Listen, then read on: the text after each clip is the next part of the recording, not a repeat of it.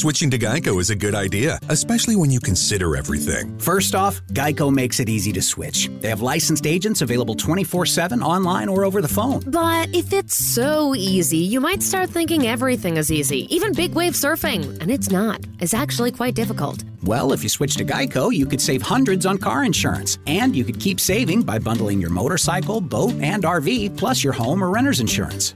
But saving money might lead you to make some questionable purchases, like a 20-foot feather boa. And do you know how hard it is to clean a 20-foot feather boa? Well, they do have an industry-leading mobile app you can use to pay your bill, file and manage a claim, or add a new driver. But when life gets a little easier, it makes you too confident, and you start calling everyone Ace. And you're better than that. Well, Geico has a 97% customer satisfaction rating and has been saving people money for 85 years. It's hard to beat that.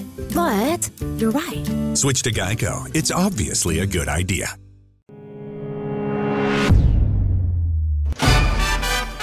I started forming a mother figure in my mind, and we all do this.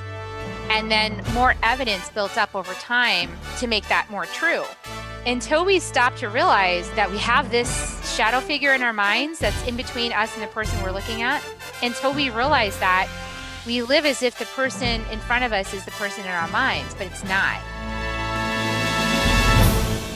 Cue music. Places, everybody places. We're starting in 3, 2. Welcome to the Autoimmune Hour, where we look at the rise of autoimmune disorders. I've brought together top experts that range from doctors, specialists, nutritionists, researchers, and even those recovering from autoimmune to bring you the latest, most up-to-date information about autoimmunity and how to live your life uninterrupted. Thank you for joining us here on the Autoimmune Hour with Sharon Saylor. Always seek sound legal, medical, and or professional advice regarding any problems, conditions, and any of the recommendations you see, hear, or read here on the Autoimmune Hour, Understanding Autoimmune, and Life Interrupted Radio. Now, we don't want you to worry about taking too many notes, so you can join the Autoimmune Hour's Courage Club, and we'll send you the transcripts and show notes from every episode. Sign up now at understandingautoimmune.com. Now, back to your host, Sharon Saylor. Welcome, everyone, to the Autoimmune Hour. I'm Sharon Saylor from SharonSaylor.com. And as always, it's just an honor and a pleasure to be with you here on another brand new episode. And I'm so excited. I have a long time dear friend, like soul sisters here. And I can't wait to have her on the show. She's got another brand new book coming. Well, I guess came out. Yeah, I know. It's already, skyrocketing to #1 bestseller on Amazon. And I'm so excited for her because it's just awesome. But let me give you her background so you know who she is. You probably know her. Her name's Carrie Hummingbird, and she's a soul guide and host of the Soul Nectar Show. And she is the #1 bestselling author of The Second Wave, Transcending the Human Drama. That's been out, a couple of years maybe now, and it's still up in those #1 charts. It's still amazing. It's a great book. And she is also the award-winning best-selling author of Awaken to Me, One Woman's Journey to Self-Love, which describes her early years and her spiritual awakening. And, this woman, she just inspires everyone to lead their lives wide awake with authenticity, passion, and purpose. And I can't tell you how many times her insights have positively impacted my life. So when her new book came out called Love is Fierce, Healing the Mother Wound, I called her up and said, Carrie, you got to be on the show. And she said, sure thing, Sharon. So welcome, Carrie, honey. Thanks for being on the show. Oh, thanks for having me on the show, Sharon. I always love our conversations. And, it's fun to interview with somebody that you know as well as we know each other. And, all the backstories and all the time we spend in personal growth together. We know each other pretty well. And it's fun to do these conversations when you know somebody so well. It's not like pulling teeth. It's just like natural, and it's fun and it's exciting. And I also love all the other people I interview, but it's fun to interview with you. Oh, thank you. I love it too. And congratulations first on another amazing book. Love is Fierce, Healing the Mother Wound is awesome and such a timely topic. Now, I know a little bit about your background, but just describe what pushed you into it? I mean, like sometimes people have epiphanies in the middle of the night or, something, just hear a phrase or something. Why this book now? Well, what's interesting is that I love my mom so much, like I always have. And, even as a little kid, like I was like my mom's champion, like my mom would be in traffic and she'd be like frustrated in traffic at some driver that's cutting her off. And I'd get out of my seatbelt and stand up and be telling that driver off, like, don't you get on my mom, like 3 years old, get off my mommy's tail, like it's kind of always been that way. So it was like the last place I thought to look when I needed healing in my life. Like it was absolutely the last place I thought to even look. And it only started surfacing for me after I got onto my healing journey. And you've been part with me on a good part of that journey. It's been very tender and precious. And because it's the last place I thought I needed to look, right? It's like, well, no, my mom loves me. Like I don't need to look there. That's not the problem. It was all this childhood stuff. It was this early childhood with these dads, that was it. Well, at a certain point, I started realizing, no, there was actually something really deeply profound going on in the dynamic between my mother and I, and in the inner conversation I had inside of myself with the version of my mother I created in my mind, and me, the inner child, and all the things that were going on in me. So roundabout after I published The Second Wave, I'd already been diving into this exploration. I'd been going into it and realizing there was more, there was something going on. And I'd been exploring prompts and things to get myself triggered into seeing things that I didn't want to see maybe. And I'd been exploring this other book that I recommend to people as a really good expose on these patterns. It's called Daughter Detox, and it's by Peg Streep is her name. So I was looking into that, and that was right before I published the Second Wave book. I published the Second Wave book. It's doing great. And all of a sudden I get the tap. Tap. The tap. And now the Second Wave book I published in coordination with a higher aspect of self called White Eagle, which is an ascended master of awakening consciousness. So that book was so easy to publish. It was like I just sat down and it flowed right out of me, and then I published it in 4 months. Like it was just like bam, done. So when I got the tap, I was like, oh, okay, it'll be another thing like that, right? Like it'll be a smooth, easy topic. And then I heard, oh no, you're working with White Buffalo Calf Woman on this book, who, if you haven't heard of her, she's an indigenous ascended master teacher that was presented to the Lakota people in the United States continent. She was one of their teachers. So I was like, okay, great. All of a sudden I had this feeling like this might not be as easy as the other book. And then I heard the topic, Love is Fierce, Healing the Mother Wound. And I thought, oh man, here I'm going to be in for it now. This is not going to be easy. But it definitely has been, it was a year and a half. It was not 4 months. It was a year and a half of deep inner work, which like I said, I'd already been doing. I just didn't realize the lens through which I needed to see things. And this book brought that into focus. Like it really brought into focus where I needed to look. Now that I've been exploring this, I see that the mother wound is actually at the root cause of so much of the suffering on the planet. Like most of the ways that we suffer has to do with this mother wound. And it's not to say that your mom was a terrible mom, right? Like I just said, I just confessed, I love my mom. Like it was the last place I looked. And it was such a space of growth because it makes sense when I started thinking about like thousands and thousands of years we've had patriarchal control and suppression of women, denigration of women, shaming of women, dishonoring of women, control of women. It's like been a painful experience for many generations in everybody's family. So of course we all have some reflections that need healing in this conversation of the mother wound. So, but it's tender, it's precious. It's the last place you think you're going to look. And there it is. It's funny that you say that, sweetie, because I'm thinking about a lot of our conversations, and a lot of times you would reference a lot of things that you just mentioned here. And then now you're saying it was the last place I was looking. I'm like, wow, it was circling all around you. It was circling all around me. It was everywhere and I was not seeing it. You know what I'm saying? Like, I think that's how it is for many of us. It's like, when I met you, I was in the throes of, I was just coming to the idea of skills, not pills, right? Right. It's like, I'm looking at the place like, okay, where is all my suffering come from? Oh, it's coming from this patriarchal systems. It's coming from pharmaceutical, it's coming from psychotherapy. They're labeling me and shunning me and diagnosing me, and that's why I'm in pain. It's because they're doing this to me. And and there's some validity to this piece, right? There's some validity that the systems are a little broken and that we're not really capturing holistically the human. So there's pieces of truth. But the journey has to go inside. Like the journey has to go back to our roots, to our creation, right? To where we were created from. And I was on my way there and circling and chewing around the edges, like looking for the source, like, where's the root? Where's the root? Where's the root? And then it flies up in your face for a moment and then you dismiss it the next. And then it flies up again and then you throw it away.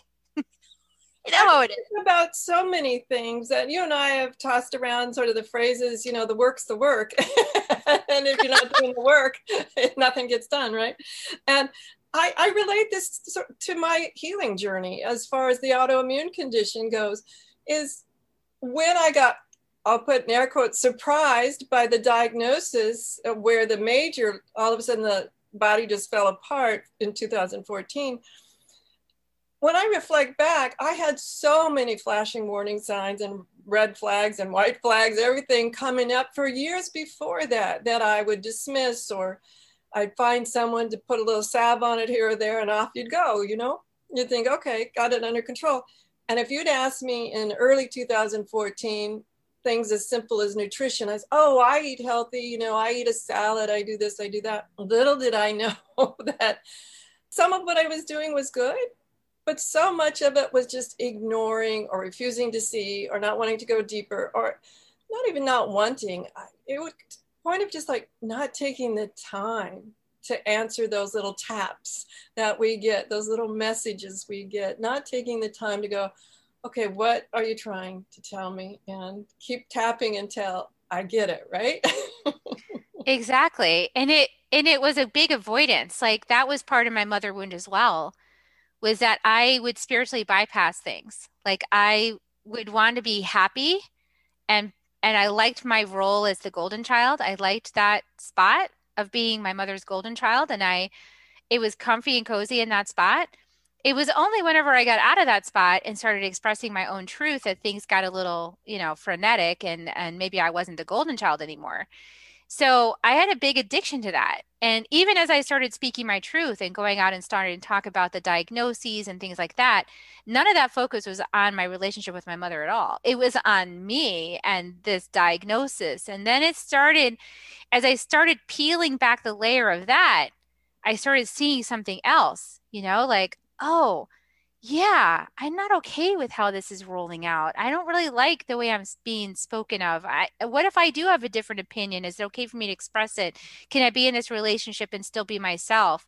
Like, am I going to get kicked out? Like, there were a lot of those dynamics that got exposed. And then my dad passed away, right? And so then everything like shifted because my dad was no longer like holding the universe of my family together. Like, he was like the sun and he just like got pulled right out.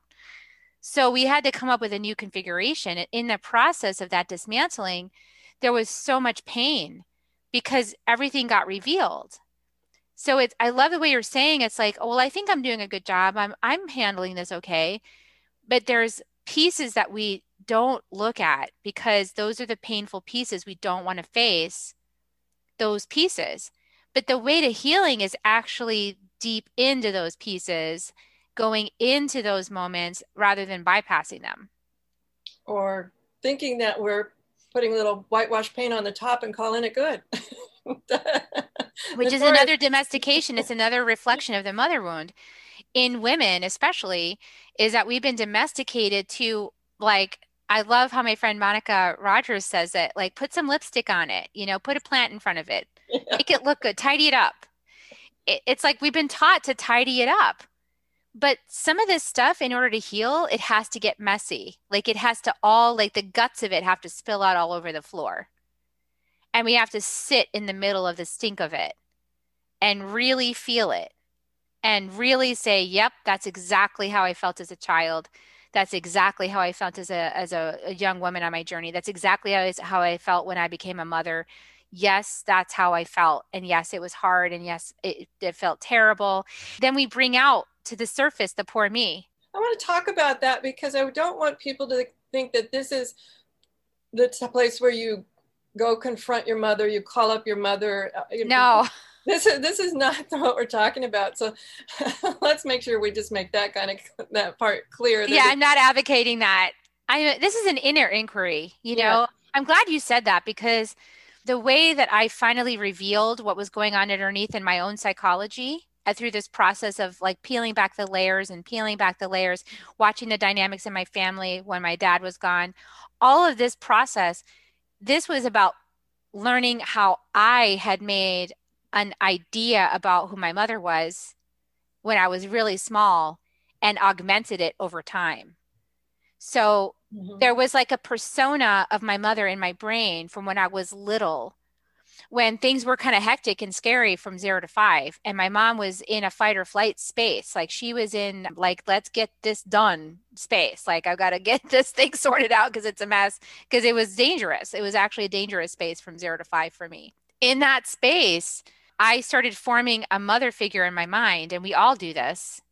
And then more evidence built up over time to make that more true, until we stop to realize that we have this shadow figure in our minds that's in between us and the person we're looking at.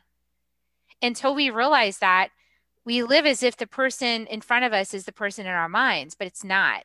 And we do this vice versa, like with our kids too. It's hard not to do it. We do it with our friends, with our spouses. We do it with a lot of people, but the mother's been with us from the very first moment, even in the womb. So unfortunately, that's a lot of more layers than the most of the other people in our world have to uncover. And I just wanted to make that clear, that it's not about who your mother really is. Years ago, on one of those monumental birthdays, a group of 17 friends got together and so gave me a surprise roast. We went out to have a meal and surprised me. I thought I was going out with just a couple of my girlfriends, and 17 people were there to roast me, including my 2 children. And they were young adults by then. And it was so funny because here are other people roasting me who've known me either from college days all the way through work days, you know, all these different aspects of my life that my kids knew about but had never seen me function in. They got such an interesting perspective of who their mother was. And at first, I think it was a little bit surprising and shocking that she wasn't just as one-dimensional. And there was a lot of other things going on besides being mom. Exactly. And that had to do with whatever the conditions of the relationship when they were born and in your life.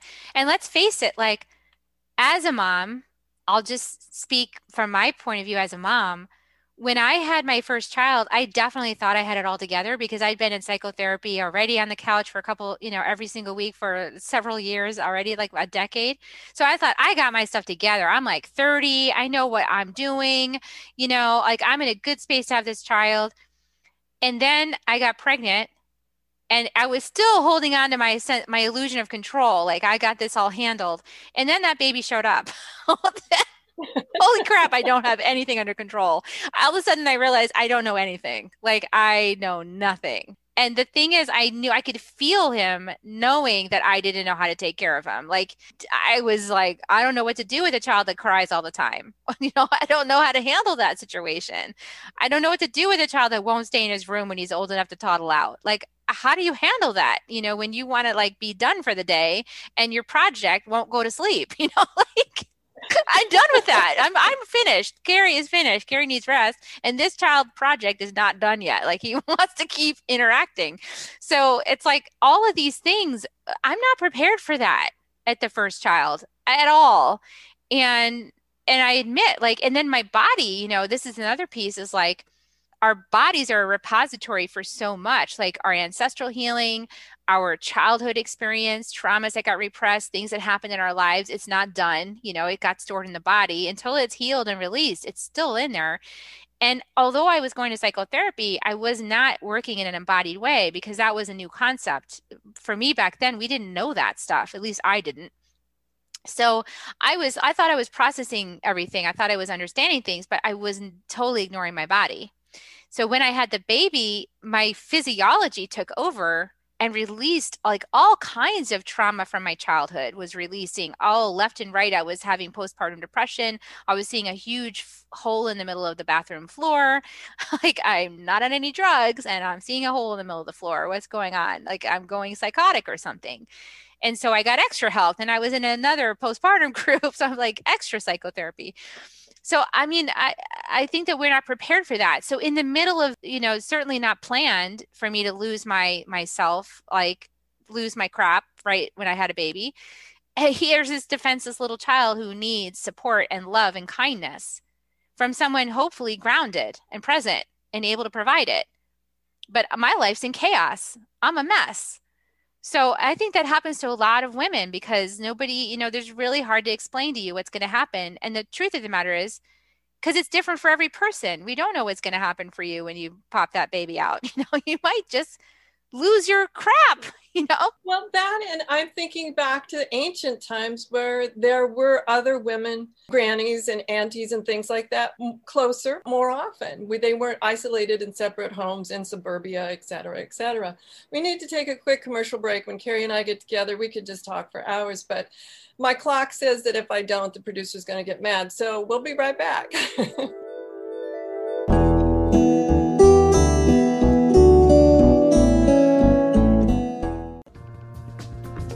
Life Interrupted Radio will return after these messages from our sponsors. It's great sponsors like these that keep this show coming to you every week.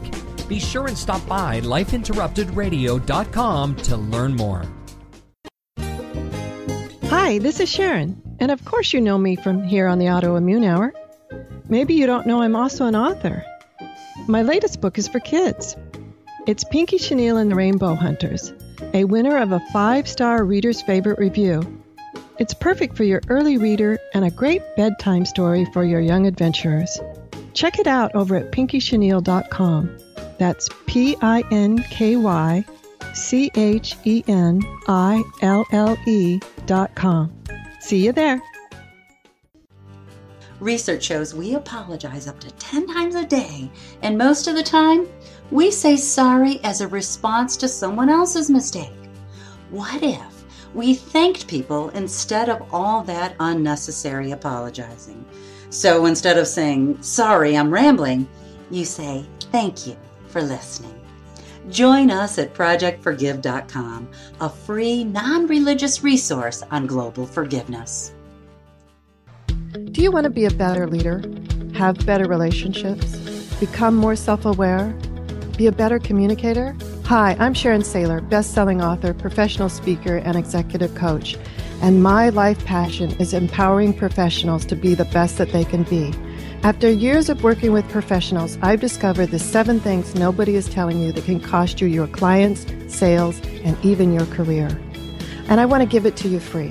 You've heard my show, you know my passion, and maybe we'll be working together sooner rather than later. So go grab this ebook now to find out the 7 things that's costing you big time over at SharonSaylor.com/radio gift.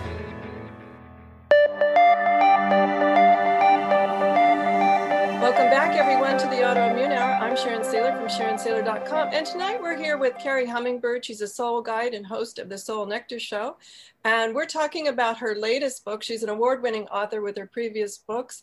And her new book is called Love is Fierce, Healing the Mother Wound. And we're talking about, just right now we're just sharing personal stories. But Carrie, I want to get into the nitty gritty here. You've thrown some words about that some people might not understand. So you said we need to embody this, as well as I want to talk deeper into the part of the powerful part of the book. Book's great, awesome. And I think the part that I really want to focus on is self-love, self-worth. This isn't about blaming mom, pointing fingers. And so let's talk a little bit about some tips and tricks for us to really get to the root of the problem. Absolutely. Well, okay. So the first thing is to realize that, and this is fun because when I was 48 years old, was I 48 when I realized this, or 44, something like that? I realized I went to this training and for the 4 Winds Light Body School, and Alberto Vialdo was the teacher, and he sat in front of the classroom, and there's the room is filled up with like 75 adults who are all like 50s, 60s, something like that, 40s, 50s, and 60s.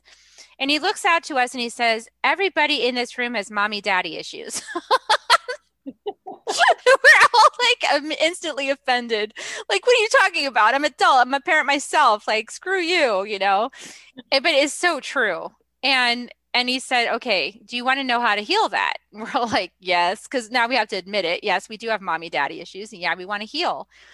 He said, well, the way to heal is to realize that you're a soul in a body and that you chose your parents for the life lessons that would be set up by embodying, by becoming an incarnated human being in their ancestral lineage and with the conditions of that pairing, of that marriage, of that mother-father relationship. You chose that for your growth. So I have explored that ever since that moment, and it has turned out to be liberating for me. And so this is one of the teachings that I have in my book, is about if you can realize the cosmic setup that you set yourself up with as a soul to come in this lifetime and embody these frequencies, these patterns, these dynamics, and that you came to work through it, even knowing at some level that there would be a divorce, or knowing at some level that your parent would be totally not available to you for some reason, you know, mental health challenges or something else. You chose it. Now there's not a blaming anymore. Other than myself, I will, well, then I'm going to choose better next time, or I'm going to choose different. Yeah, screw those people. They really sucked. That was a terrible curriculum. Why did I pick that? Yeah, exactly. What was I thinking? But because there's gold in it. So there's so much gold in it. This is one of the reasons why I love the Gene Keys, because the Gene Keys really works with this idea of there's lessons we came in to learn and embody. There's like lessons and states of beings that we came in to learn how to acquire. So like one of my states of being would be integrity is a path that I walk. It's a path of integrity. So we come in to embody these states of beings. Well, there's a shadow frequency. So the shadow of integrity is actually judgment. So I have this as one of my Gene Keys. So I've been super judgmental in my life. Like I've judged myself, I've judged others, I've been really critical. This is just part of how I got set up through my dynamics of my birth and my conditions of my growing up. Gave me that environment that I would stew in judgment, that I would stew in that space, and that I would have to learn how to bring myself out of judgment with discernment into integrity. And integrity is a gritty space. Like I like that you said, let's get into the grit. Well, the grit is integrity. So how do we get into integrity is that we admit the truth to ourselves. Like we admit that this is what's happening. And we want to move ourselves into a state of perfection. Like I'm moving into perfection. That's what I want to get to ultimately, is this idea of perfection. But perfection is a concept in itself that is already perfect. So you hear a lot of spiritual people say it's already perfect just the way it is. And that rubs you the wrong way, because you're like, wait a second, it's not perfect. I don't like it. It's not perfect. But it is perfect because it's leading you to a greater perfection of whatever it is you're learning. So it's not perfect and it's perfect at the same time.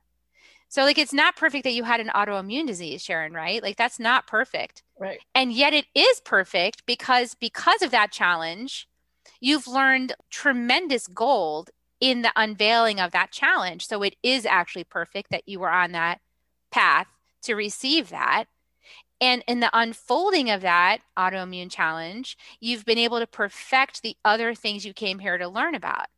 So that's like, our mothers are perfect for us. My mother, there is no more perfect mother for me than my mother, because one of my main lessons was to learn how to trust myself and trust my own wisdom and know that I'm not crazy. Now, so how did my mom set me up for that? By basically saying I'm crazy, by being rational and logical in a completely different reality that made me look and feel like I must be nuts.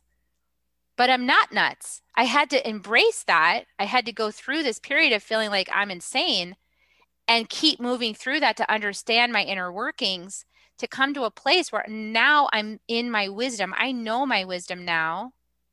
And not only do I know my wisdom, but I can see my mother without my projections, because I've worked on releasing so much of that.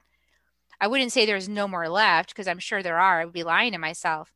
But the level of clarity that I have when I see who she is now is so profound. it's like I can appreciate her for being the catalyst for all this growth in my life. Does that make sense? It does. And I'm thinking of just beyond moms, how we can do this with anyone in our life, siblings, our dad, and our spouse, whatever's going on right now, what are we projecting that's really coming from us and is not what they are about? I mean, yeah, we make it up a story. Well, I'm thinking how many times I've said to other people, like, well, that's not what I meant, or that's not what I was doing, or, something like that. And I also appreciate where you say about your mother and you being very different. And there's almost a reflection or a mirror image of each other on that, because oftentimes that's where it is poked or tapped or prickled the most, is when there's that opposite, that when you're confronted by something that's very opposite of you. I know a couple of people that I've met who don't believe like in, oh, Sharon, you can't feel your energy, or, they just don't believe in some of the things I believe in. And yet I know that learning all of that has what's helped me heal my body and optimize my physical being, as well as my mental, emotional, and spiritual being. That the part of healing from autoimmune is just not the physical body. You got to slog through the mental, emotional, and spiritual part too, to really come out the other side. Yeah, and that's a knowing that you have because you walked it and you embodied it. Talking about the embodiment piece and what that means. It means lived teachings. It means wisdom is earned from what you lived and you went through. And because you lived it and you went through it and you explored it and you uncovered it and you revealed it, you know it to be true for yourself. You know it's true. You didn't need a book to tell you. Right. You feel it. You experienced it. You know it. That is powerful, to be in a position of your knowing. And we're moving in this direction. So that's why healing the mother wound is important, because a lot of people have been conditioned and have gotten the training that they should be afraid of anything that's not explained to them in a structured space and with a book. If it's not in a book, or it's not from a credentialed university, or it's not, from a sanctioned religion or something like that, then it can't be true. Right. Right. Well, and I think the problem comes in that when we start questioning our own sanity, sometimes you just know it's true. Something's true about yourself. Something's true. I'm going to relate back to the autoimmune. A couple of times I got fired by my doctors when I said, no, I don't think that's going to work for me. Like, well, then you need to find other help. And I'm like, yes, I do. Thank you very much for pointing that out. But it's understanding, not only uncovering these truths for yourself, but knowing them and being okay when other people confront you about that truth. Exactly. And that's another part of the mother wound we're moving out of, is the conformity, like the control through conformity, and then the fear of not conforming. And we're moving out of that, and we're moving into an appreciation of the diversity of the lived experience, and how 500 things can be true at the same time, even though they're different from each other. Why? Because there's 500 different people and they're all having a lived experience that's different from each other. And so it's true in one person's body and not true in 499. It still doesn't make it any less true. It's true in that person's lived experience. It doesn't have to be true for me to know that it's true for you. And that's that respect. I wish more people could, because part of me goes, that's so true, Carrie. And then the little thing on my shoulder whispers in my ear, yes. And so many people are trying to change your truth to their truth. I mean, like indoctrinate you into their truth, because their truth is truer than your truth. And that's why I love the teaching that came out in the Second Wave book. From White Eagle, which was because I was asking this question. I'm like, with so many people trying to control each other and change each other and afraid of each other, like, you want me to go talk about love and diversity as if the people are going to embrace that? Like, how the heck am I going to do that? I said, make it simple, please, because I need simple. And which is another one of my gene keys, by the way. So it's kind of funny. I didn't even know that was my gene key before when I said that. So the message I got was, look at your thumb. And I was like, okay, I look at my thumb. Okay, I'm looking at my thumb. He's like, that's a unique thumbprint, right? You already know it. They've proved it scientifically. Yes. It's unique. There's no other thumbprint like that alive on the planet today, and never will be and never has been. That's your key. It's right on your body. The divine makes it simple. It's on your body. You're unique. It's like a thumbprint suit, and you just slid into this thumbprint suit with this unique life journey that nobody else has ever had and nobody else will ever have, because you're unique. You're living in a unique time. You're born to unique parents with their own unique configurations. You are a unique person making unique decisions. This life path you chose has all these millions of decisions that led you to this moment. So how could you ever believe that you're anything but a unique creature right now, right here in your body? You can't be other than that. And nobody's ever going to get you completely 100% because of that, because they're also unique. So we have if we're at a Venn diagram and we're overlapped, if you're overlapped a lot, well, that's kind of comforting, right? But you're never all the way. Even twins aren't all the way. Right. Even twins are different and unique. That's the proof right there. So if we're so unique, why are we trying to conform each other to some false standard? We can't. It's a lie. Great question. We need to take a quick commercial break. We'll leave it there for us to ponder that, because that's a great question. Why are we trying to conform others? We'll be right back.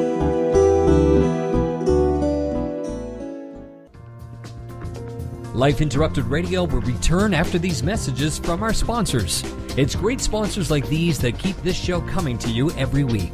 Be sure and stop by lifeinterruptedradio.com to learn more.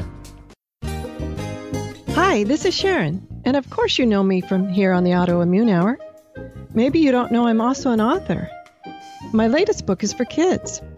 It's Pinky Chenille and the Rainbow Hunters, a winner of a 5-star Reader's Favorite review. It's perfect for your early reader and a great bedtime story for your young adventurers. Check it out over at pinkychenille.com. That's PinkyChenille.com. See you there. Do you want to be a better leader? Have better relationships? Become more self-aware?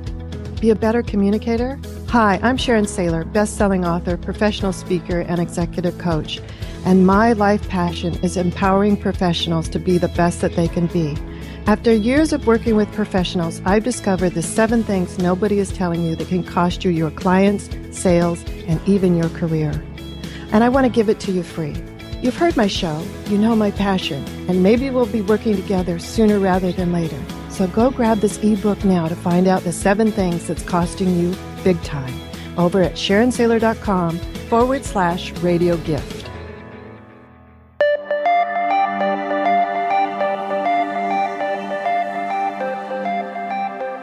Welcome back, everyone, to the Autoimmune Hour. I'm Sharon Saylor from SharonSaylor.com. And tonight we're just having a great old time with Carrie Hummingbird. She's a dear friend of mine, and she's the soul guide and host of the Soul Nectar Show. She's the international bestseller author of The Second Wave, Transcending the Human Drama. She's also an award-winning author of Awakening to Me, One Woman's Journey to Self-Love. And now her book just released, Love is Fierce, Healing the Mother Wound, and it describes the most direct path to spiritual enlightenment and to healing a lot of those wounds, getting to know yourself, and talking about self-love. And your book really focuses on me, if I can distill it down, into shifting into gentleness, no judgment, acceptance, understanding. And in there you describe, and it's like, love is strong and fierce and soft and kind all at the same time. And that's not a contradiction, and that's okay. So it's not a contradiction. Yeah. Although it sounds like one. It sounds like it, but it's more spacious. I guess spacious is a good word. Spacious is a great word. Because we have to, it's kind of like we were saying on the last segment, it's like, why do people try to control each other? Mostly because of the fear of not being safe, right? So if we have a fear that we're not safe, if somebody is different than us, and then somehow that's going to challenge what we believe or what we know is true because they're saying it, because they're going to override our knowing somehow. So what if we just switch perspectives on that and we said, well, okay, there's 8 billion different realities happening concurrently on the planet, all at the same time. They're all equally valid. We intersect with each other every so often. when that intersection happens, there's a feeling of interment, like perturbation, like, oh, this is different than mine, this reality. Like if it's really opposite, right? There's that feeling of perturbation, like, oh, this reality is really different than reality I'm experiencing. This is so interesting. And then instead of making that a problem, that there's perturbation, just making it an awareness and a recognition that there's like two separate things happening that are really different, like polarities, and they're happening in the same space for a moment, and they're both fine as they are, and there's like an alchemy happening as they meet. And the alchemy can actually be quite an interesting thing because it can create something new in the alchemy of the two opposites. So we're in that process now. And rather than try to change each thing to conform to the other so that we don't have to feel that perturbation because we just don't like the feeling of it, what if we embraced it and said, wow, like this is sort of like the pearl being formed in the oyster. The grittiness is creating the pearl. And so when we feel that grittiness, maybe now we can go, oh, wow, there's grittiness. So then instead of reacting to the grittiness to make it stop or to conform the other person or to project or to blame or to get angry about it or anything like that, we can just relax into the sensation of the grit and the refinement happening. And we can be in wonder and curiosity about what's being formed by the combination of us. I'm okay the way I am. You're okay the way you are. There's something happening in the meeting of our energies that's really interesting, and we're both going to learn something from it. And I wonder what that is. I think that's more interesting. Yeah, I think it's completely interesting. And one thing I wanted to throw out is sometimes the grittiness is a little too gritty, and I'm like, I don't know what to do with this. All of that. So I have a file in my mental file folder that says, isn't that interesting? And I'll put some of those check marks into that file folder. And what happens to me then is all of a sudden, I let it go when it's in that file folder, and it can be a little bit later with that same person or tomorrow with someone else. The answer will appear, or a way to combine the grittiness or accept the grittiness or let it go or whatever it is appears. So sometimes you don't have to figure it out in the moment with the person, that just by, that's interesting. I wonder what that means. I like the file folder idea. And, I'm a feeler. I feel everything. I'm a feeler processor. And what I notice is that sometimes if it feels like the energy is being projected at me, then that feels really uncomfortable, right? Because it feels like I'm being attacked. It's like coming at me. So I've learned to feel when that's happening.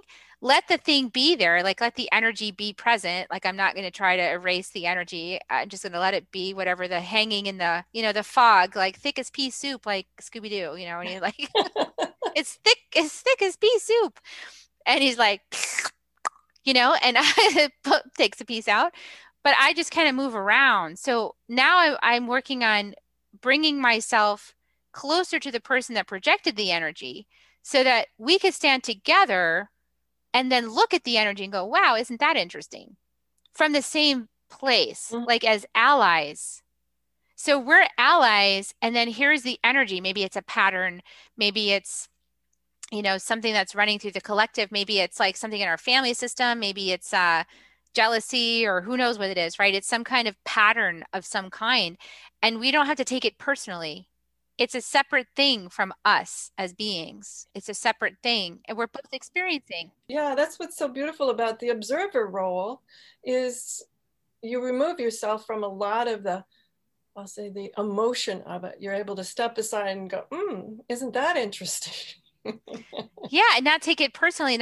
And by not taking it personally, it's not attacking me. See? So like, if I don't take your difference, you and I are different beings, I can let you be just the way you are, probably because I delight in you. But, if I didn't, even still, I could let you be just the way you are. I can be just the way I am. And then notice if this patterns emerge or this perturbation or there's some pattern I notice, something happening, I can just let that be there too. And then go, oh, that's a pattern.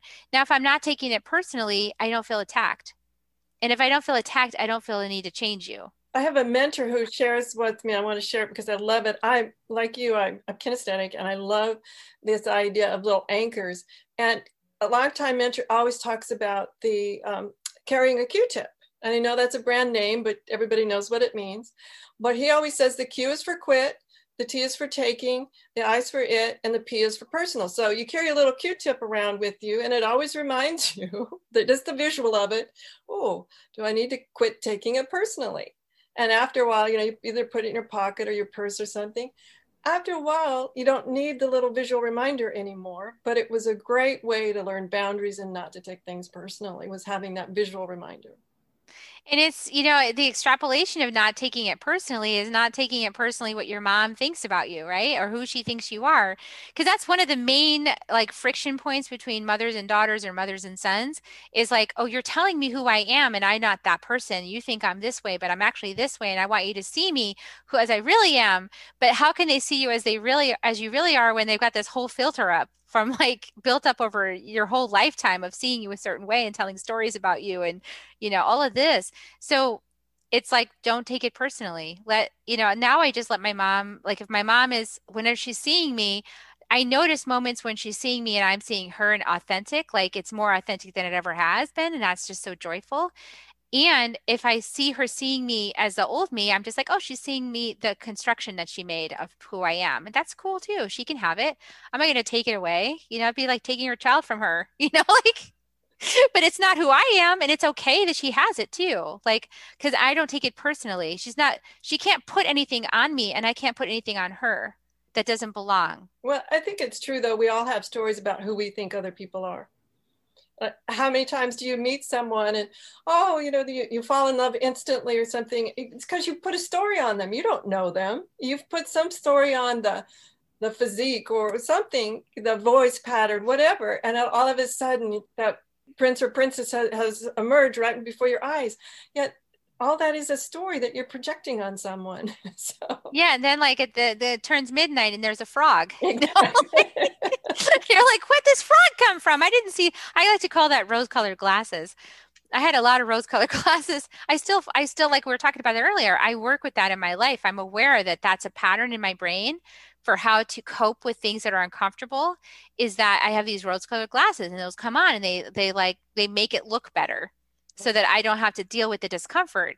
So anytime I notice the rose-colored glasses, I'm like, oh, the rose-colored glasses are on. Cool. What am I uncomfortable about? What do I need to see now that is happening? Well, that and always having friends such as yourself around who point out, you got your glasses on, girl? Yeah, I got some rose-colored glasses on right now. Let's talk about, what actually happened, which I love what you did too, because you're like, wait a second, that's not what I heard. I was with you. I heard what you were actually saying. So there's also changing the story, Sharon. It's I realized in this process of healing that because I had built up all these stories in my mind, it created an image of who my mom was that I couldn't even see the actual woman that was my mom, right? You're talking about your children, that it's hard for them to see what all these other people experienced of you. And they're like, I don't know that about you. The thing to think about that though, is how many times that we think that about ourselves. Are we locked in our own old stories? Yes. You're just walking through the grocery store or something, and all of a sudden some feeling emerges and you're like, where'd that come from? And you realize, oh my gosh, that was 8th grade. What am I doing? Yeah, these things surface, right? Because we're complex beings. We're not static. We're complex. And we have this huge subconscious, the terrain that is uncharted. And it can come up at any moment and surprise us with some information. But that's even part of the journey. That's part of the unfolding I'm talking about, the unfolding of our life's experiences. And it's a very shallow perspective to say that, oh, the past is done and it's done and I'm just written it off, because actually at some point your body will teach you something else, which is that the past is not just the past. It's actually an evolution. It's happening through you right now. So even our ancestors, it's not done. We're still experiencing the traumas and the experiences and the joys and the delights of our ancestors because they're part of our very bodies. So this is an invitation. It's an invitation to see, what story have I been telling that's so part of the fabric of my life and my consciousness that I just tell it without even thinking about it. It's like driving a car. Before you know it, I'm at the end destination. I don't even know how I got there. So what story about yourself? If you met somebody brand new and you never met them before and you were going to tell the story of your life, what story are you going to tell? because how you tell the story of you actually ends up creating the life and the perception of you by other people. That's their perception of you, and also your actual life experiences. It actually calls it to you. So when I started realizing that in the process of healing, there were very tense moments with my mentors. Let me just be clear. The really uncomfortable, tense moments of real anger and real but that's exactly how it was. And I'm not going to go back on that and lie to myself. That's exactly what she did. And she did this and she did that. And this happened. And this is how it made me feel. And, it happened. I'm not going to deny it and lie to myself. And there was a way in which forgiving, in the sense of embodying the feelings, letting the feelings express, be present with that, and then ask myself, I've been heard. I have been heard. I have heard myself. Now what? Do I want to keep that story?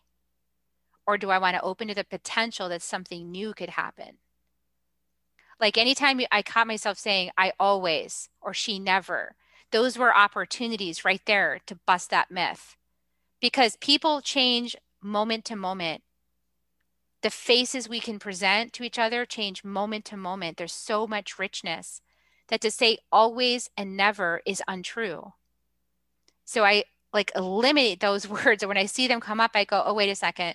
There's a potential, and I'm willing to experience the potential. For example, I'm willing to experience the potential where my mom and I have a new foundation of love in our relationship that allows us to be mutually respectful of each other's journeys.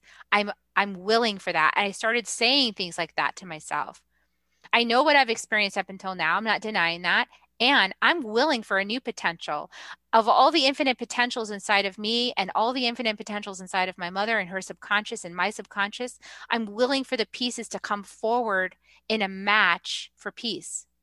I'm willing for that. And that's what I'm experiencing right now. I think that's awesome. We're down just to the last couple of minutes, Carrie, when you and I get together, because I would have loved to carry that line of thought, not just into our mother, but our father, our spouses, our people in our community, the greater world, because I think that same line of conscious thought, conscious potential creation will work in any situation. So thank you for sharing that. But we're down to just the last couple of minutes. Please share any final thoughts that you have, as well as where we can find out more about you and your wonderful new book, Love is Fierce. Well, if you really like this conversation and you want more conversations like this, I've pulled together 17 amazing people to have conversations with me about these topics, and it's part of a summit that was run in January, and you can still access the interviews. So the interviews are available at motherwoundbook.com, and also you can order a copy of my book from there too, and they'll receive all those interviews. So they're potent, mind-expanding conversations. And my intention behind this summit and ongoing creating community conversations is to ripple out these kinds of conversations into our families and into our relationships so that we can transform the way we've been relating with each other and we can have a new outcome. Oh, I know. I've listened to some of them. One of my favorites is Dr. Shant Barron. Yes. We are a sponsor of her Project Forgive nonprofit here at Autoimmune Hour, and that was awesome, as well as Jennifer Huff. I could go on, but 17 awesome people that you've collected for that interview series. So everyone, this is Carrie Hummingbird. Her new book, go out and get it, Love is Fierce, Healing the Mother Wound. Join me next week for another brand new episode. Have a great week, whatever your adventures. Enjoy. The information provided on the Autoimmune Hour, Understanding Autoimmune, and Life Interrupted Radio, including the websites understandingautoimmune.com and lifeinterruptedradio.com, plus social media, is for educational purposes only. What you read, hear, and see on the Autoimmune Hour, Understanding Autoimmune, and Life Interrupted Radio, and its websites, and other media outlets is based on experience only. The information should never be used for any legal, diagnostic, or treatment purposes. Always seek sound legal, medical, and or professional advice regarding any problems, conditions, and any of the recommendations you see, hear, or read here on the Autoimmune Hour, Understanding Autoimmune, and Life Interrupted Radio.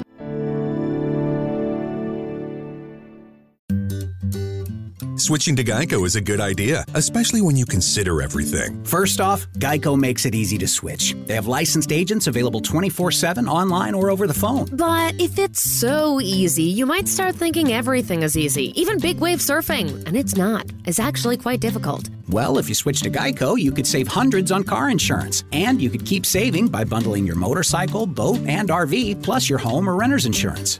But saving money might lead you to make some questionable purchases, like a 20-foot feather boa. And do you know how hard it is to clean a 20-foot feather boa? Well, they do have an industry-leading mobile app you can use to pay your bill, file and manage a claim, or add a new driver. But when life gets a little easier, it makes you too confident, and you start calling everyone Ace. And you're better than that. Well, Geico has a 97% customer satisfaction rating and has been saving people money for 85 years. It's hard to beat that.